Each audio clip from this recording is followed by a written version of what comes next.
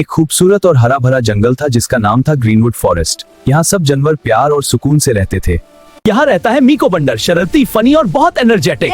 पकड़ो मुझे अगर पकड़ सकते हो। और ये था लियो, जंगल का राजा, बहादुर लेकिन दिल का बहुत नरम।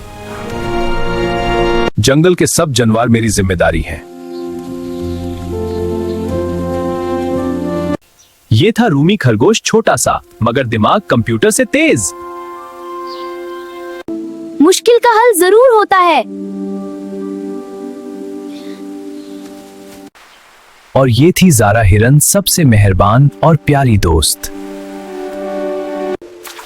मदद करना सबसे अच्छी आदत है। एक दिन जंगल में सख्त गर्मी पड़ी और नदी का पानी कम होने लगा। अगर पानी खत्म हो गया तो क्या होगा?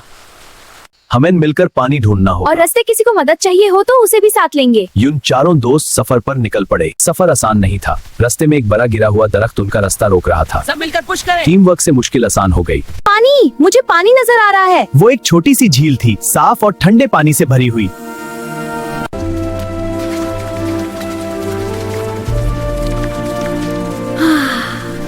मुझे मेरी मामा चाहिए। डरो मत, हम है ना। चारों दोस्तों ने एक और मिशन शुरू किया।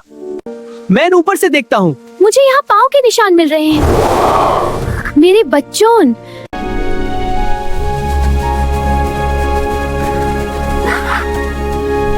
हम साथ हैं तो सब मुमकिन है। Team super friends.